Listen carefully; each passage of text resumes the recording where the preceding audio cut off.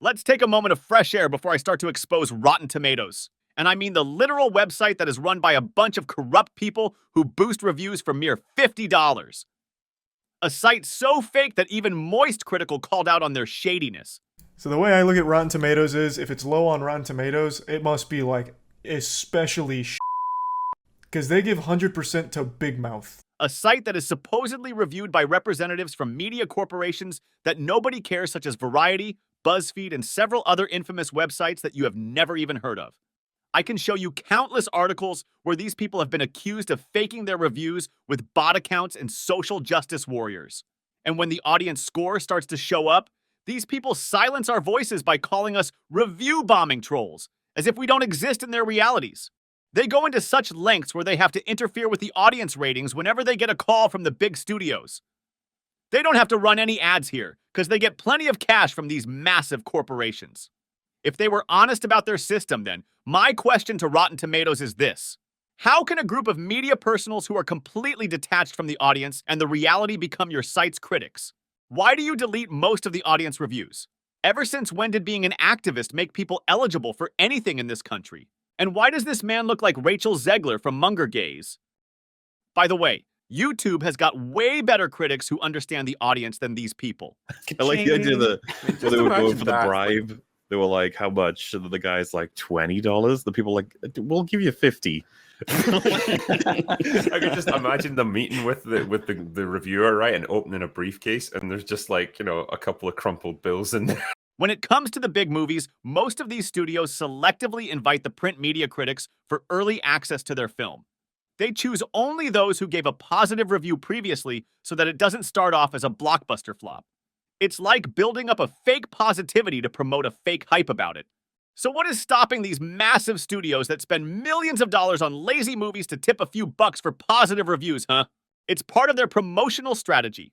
But sadly, though, not every studio does this. And that's where the problem lies. You see honest reviews on some of the greatest movies ever made, while you have these epic ratings for all the garbage stuff.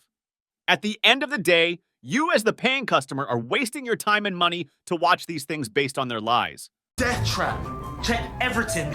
Don't either. You did too? I don't want to make this political, but apparently most of the time the studios that pay these people are unfortunately far leftist, woke companies such as Disney. You don't see weird ratings like this for stuff from the right-wing ones such as Angel Studios or the Daily Wire. Maybe it's because they are too poor to pay some extra bucks to boost their ratings, you know? Well, I don't care about that. What matters to me is the fact that there is a bunch of powerful and corrupt media corporations out there who want to manipulate the minds of people using the 21st century version of Operation Mockingbird. And then you have a bunch of activists who are desperate to make the world a better place by replacing science fiction with real-world politics and social issues. I've never seen anything so racist, sexist, and homophobic as these people. You just need to disagree with them to see their true colors. Just go into Twitter and tell them your movie is bad. Trust me, if they respond, they will use all the cards they can to make you look bad. They won't even ask you why for your opinion. I made this video specifically because it appears we are going through the same cycle of controversies from 2023. These people think that we are stupid enough to buy into their propaganda. Although it's been going on for quite a long time, I first started to notice the shenanigans when live-action flop remakes started popping up with insane numbers, while the reality at the box office told a different story. A great majority of the movie lovers and fans like myself from YouTube have a totally different opinion from these numbers. I think I've talked about this before, maybe on your stream, about how the publicists try to frame a story, and because journalists are lazy and easily bought, they can kind of give you the talking points. I remember when Star Trek Beyond came out, and they said, "Oh, it's just like a great episode of the original series." In the press release, they said this, and then I recall seeing people writing about it, critics basically parroting exactly that line, which is kind of how they wanted to have people see it. If you think these corporations are honest, give me one reason why folks like The Critical Drinker or Nerdrotic have the biggest supporting communities compared to any other media shilling channels out there. Well, some might say that people are toxic or people are racist and sexist kind of stuff, you know. Then I want to ask the counter question then. Why are these big corporations hell-bent on identity politics, whether it's movies or video games? It's like you invite a black gay friend to your next party, But when he shows up, you make a big announcement saying, "Hey everyone, take a look at my black gay friend here." Does that really make you look inclusive? I think that makes you look like the actual racist and homophobic person there. This is exactly how it looks like every time an old successful franchise invites unnecessary attention with identity politics. And now we have another Disney remake, Doctor Who.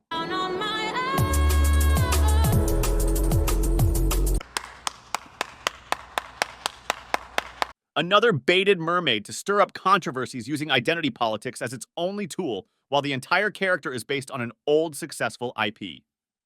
I hope Disney investors would watch these trailers with the dislike extension to know where their money is dumped into. Cause all these woke movie trailers are ratioed, by the way. At least YouTube is more honest than Rotten Tomatoes because we are real people and we just want to enjoy a good movie. That's it. This series is rated 100%, by the way, despite the fact that if you go into the individuals who rated this, some of these are not a 10 out of 10. So how does a final score get 100% when you have a mixed set of ratings to tally it? This person, Amelia Harvey, has given a 75%, and Christy Cronin has donated a 6 out of 10. So here is Rotten Tomatoes exposed, and I hope their shareholders notice this as well. What do you think? We are stupid? And if you read the full review of most of these critics, they don't even have a proper explanation about these movies. Have you guys even heard of these bot websites in the first place? They write 3 sentences for a headline of nonsense as if they were paid to write something. You guys should read these reviews individually and ask yourself if they have even watched the entire stuff in the first place. Let's see here.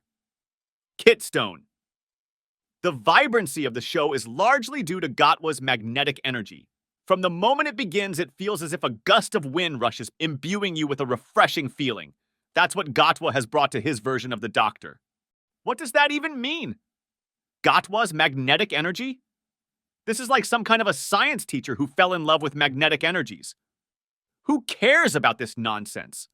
As critics, the most important stuff that matters is the story, and then the direction, and then the execution. When these people here fantasize about the chemistry and identity between characters, it's like kindergarten kids talking about their favorite cartoons. These are the people paid by these stupid companies that are at the brink of extinction. Somebody should come up with a website and make YouTube critics as their metrics, along with an uncensored audience score.